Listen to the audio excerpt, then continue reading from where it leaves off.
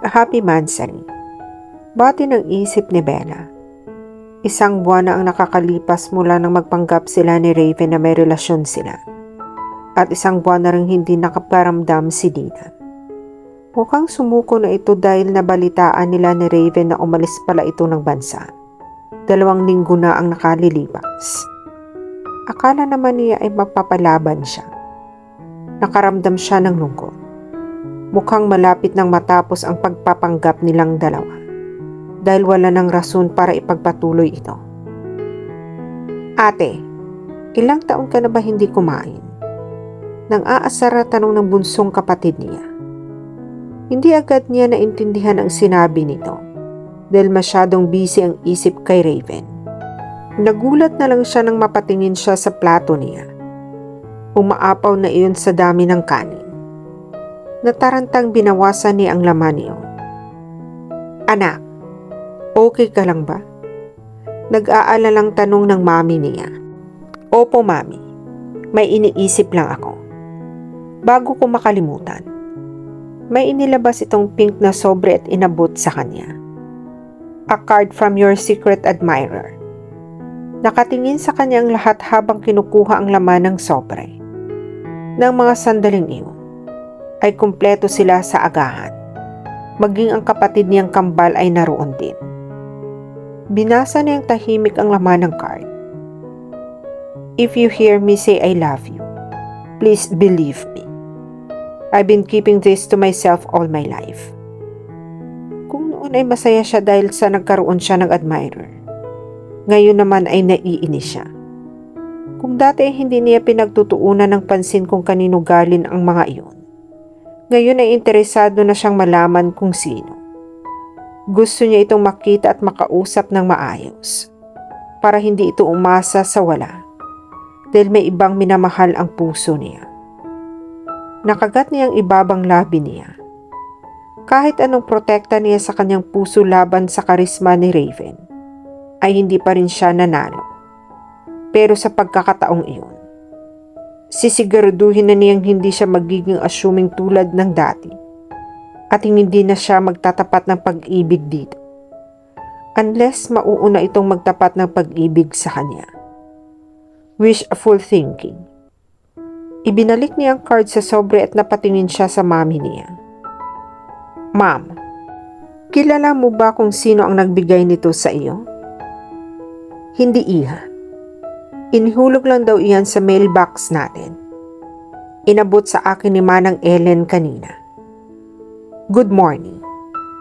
Napalingon silang lahat sa bumating iyon. Ang lahat ay bumati kay Raven maliban sa kanya. Hindi agad siya nakapag-react at nakatingin lang siya rito. Naganda si Manang Ellen ng isa pang plato sa tabi niya para kay Raven. He looks stunning in his black suit. Biglang uminit ang paligid. Good morning. Bati niya kay Raven. Pagkaupo nito. Ngayon ka pa lang ba magbe-breakfast? Baka malilate ka na. Hindi, maaga pa naman. Pagkatapos sumagot sa tanong niya, ay ikinumusta nito ang kaniyang mga magulang at ang kaniyang mga kapatid. Hindi niya ito magawang lingunin dahil alam niya na ramdam niyang inoobserbahan sila ng lahat ng kasabay nila sa agahan. Hindi tuloy niya magawang pagmasdan ito ng husto. How she loves seeing him every morning. Nagbibigay ito ng kakaibang energy sa kanyang buong maghapon. At dahil dito, siguradong good mood siya. Kahit madaming customer sa shop niya, ay hindi siya kaagad nakaramdam ng pagod. Patapos na ang lahat sa pagkain ng tawagin siya nito. Bella. Nilingon siya nito. We have to talk. Importante. Pabulong na wika nito sa kanya. Tungkol saan? Pabulong ding tanong niya. O tapos na ba kayong kumain lahat? Let's give thanks to God para makapag-usap na ang Kuya Raven at Ate Bella ninyo. At nang hindi sila nagbubulungan, pasimple talagang maasar ang mami niya. Ngiting-ngiti ang lahat sa kanila. Hindi na sila nakapagkomento pa at tinapos na nila ang pagkain. Bella, Dina is here. She came to my office last night. Nagulat si Bella sa sinabi ni Raven pagdating nila sa hideout nito. Pagkatapos nilang mag-almusal ay doon sila tumuloy. Habang nasa sasakyan sila, ay kanina pa niya ito napapansin na tila hindi ito mapakali. Ngayon alam na niya ang dahilan. Sa kabila ng pag-aalalang nakikita niya sa mukha nito, hindi niya maiwasang matuwa. Mukhang narinig ni Lord ang hinaing niya kaninang umaga, kaya iyon ang resulta. Thank you, Lord. Anong nangyari? Did she try to seduce you again? Tanong niya kay Raven. She's been trying to seduce me since the first day we met. Umupo ito sa tabi niya. Pero mas malaking problema pa roon. Tumingin ito sa mga mata niya. Nag-hire siya ng detective para masiguradong may relasyon tayong dalawa. At sa kasamaang palad, nalaman niya na wala talaga tayong relasyon. Dahil yun daw ang isinagot ng mga pamilya natin according sa nag-imbestiga. I told her na wala pang alam ang pamilya natin tungkol sa ating relasyon. So she tried to blackmail me. Sasabihin daw niya sa parents mo. Lalo na sa daddy mo at sa parents ko. Ang tungkol sa relasyon natin, kapag hindi ko siya pinagbigyan sa gusto niya, hindi niya napigilang tumaas ang isang kilay. Kung alam lang ng Dina na iyon, halos ipagtulakan na nga siya ng pamilya niya kay Raven. Muntik na siyang mapangiti sa naisip niya. Pero agad din siyang sumeryoso dahil kitang-kita niyang nag-aalala ng husto si Raven. Ano na ang plano mo ngayon? Okay lang ba sa iyo na malaman ng mga pamilya natin? It seems I have no choice. Sandali. Mahirap magpanggap sa harap nila. Mabubuko tayo. Gusto niya ang idea na sila pa rin pero mahirap na ang sitwasyon. Hindi naman siguro. Kailangan lang natin mag-practice. Raven, kilala nila tayo. Alam nila kung kailan tayo nagsisinungaling at kung kailan hindi. Hindi ko yata kayang lokohin ang sarili kong pamilya, Raven. Kita niyang lumungkot ang itsura nito, pero wala siyang ibang magagawa.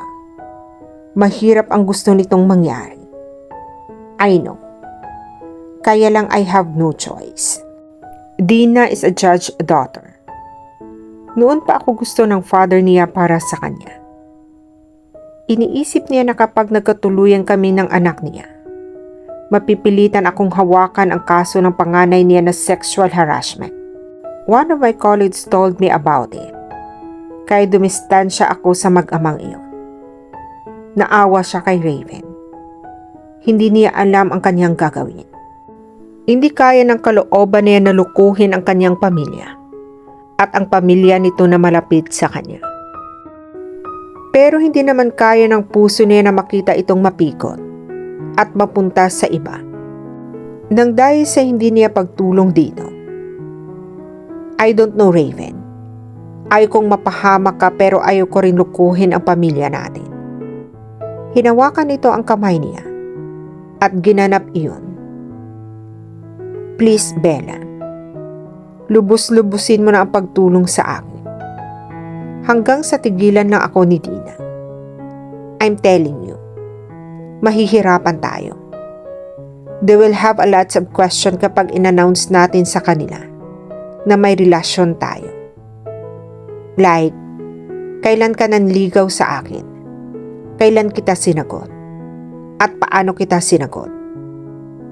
Hinilot niya ang kanyang sindino. Knowing her family, kukulitin siya nito sa mga ganoong klase ng tanong. We'll come up with a story, of course. Pag-uusapan natin yan ng mabuti. Hindi kita pababayaan, Bella. Promise. Pumayag ka lang. You know my family, Raven. Mabusisi sila. Paano kung magkamali tayo at magkaiba tayo ng isasagot? You're thinking so much, Princess. I won't let that happen. Pinisil nito ang kamay niya. Dahilan para tingnan niya ito. Tatanawin ko ito ng isang utang na loob for the rest of my life. Para matunaw ang puso niya. Hindi niya kayang titiisin na naghihirap ito. Nang ganoon and besides. Kaya ba niyang palagpasin ang pagkakataong maging sila kahit kunwari lang? Napabuntong hininga siya. Okay. Halatang nagulat ito sa isinagot niya. Gayunpaman, ay wala itong inaksayang oras. Thank you, Bella. Niyakap nito siya ng mahigpit. Tumalon ang puso niya sa tuwa habang nasa mga bisig nito. Nanamnamin na lang muna niya ang ganoong sandali. Lalo na't hindi niya alam kung kailan matatapos ang gagawin nilang pagpapanggap. Parang lumulutang pa rin sa alapaap ang pakiramdam ni Bella. Inihatid siya ni Raven sa Green Hills kung saan naroon ang Korean clothing shop niya. Ang Yobo. Maghapon siyang abala sa shop niya. Biyernes kasi at saktong payday pa. Sigurado siyang lalong magiging busy pagdating ng gabi hanggang sa linggo. Maswerte siya. At ang mga nakuha niyang empleyado ay masisipag. At hindi mapagsamantala. 3 sales lady at isang kahera ang mga empleyado niya. Nakatumbas yata ng 10 tao ang kakakulitan. Pero masasabi niyang masayang kasama ang mga ito. Ma'am, may naghahanap po sa inyong masarap na lalaki. Esteng gwapong lalaki pala. Nasa may pinto. Sabi ng baklang kahera niyang si Sugar. Natutuwa siya dahil sa kilig na kilig ito. Naisip niya na si Raven. Ito lamang ang masarap. Gwapong lalaki para sa kanya. Napailing lang siya sa kanyang sarili. Pati tuloy siya ay nahawa na rito. Lumabas siya ng stockroom at nakita niyang pinagkakaguluhan si Raven ng kanyang mga empleyado. Pero nakikipagbiruan naman ito. Karamihan sa mga lawyer na kilala niya ay masyadong seryoso kahit wala na sa trabaho. Pero iba si Raven. Panay ang pisil ni Sugar sa braso nito. Hindi niya napigilang matawa. Nang mapatingin sa gawin niya si Raven, ay nilapitan siya nito. Hi, bati nito sa kanya. Nagulat siya sa inabot nito ng bouquet of roses. Pero mas nagulat siya nang halikan siya nito sa mga labi. Kahit dampi lang ang ginawa nito, ay para pa rin siyang nakuryente. May spark talaga kami. Napangiti siya sa naisip niya. Thank you. This is it. Start na ang pagpapanggap niya. Ngiting-ngiti ang mga empleyado niya. Nang lingunin niya ang mga ito, hindi itinago ang kilig sa nakitang eksena nila ni Raven. Ma'am, ang gwapo naman ng boyfriend mo. Baka may nakakabatang kapatid pa siyang lalaki para sa akin. Meron, pero hindi na siya available. Natatawang sagot niya kay Sugar. Habang inihahanda niya ang gamit niya sa pag-uwi. Exaggerated na ipinalungkot nito ang mukha at tinawanan nilang lahat. By the way, si Raven, boyfriend ko. Good afternoon po, Sir Raven. Nakangiting bati ng mga empleyado niya kay Raven. Nag-iwan siya ng ilang instruction para kay Sugar bago sila umalis. At dito na po nagtatapos ang part 6 ng ating kwento. Sabay-sabay po nating abangan ang susunod na kabanata. Be good, be safe, and God bless po everyone.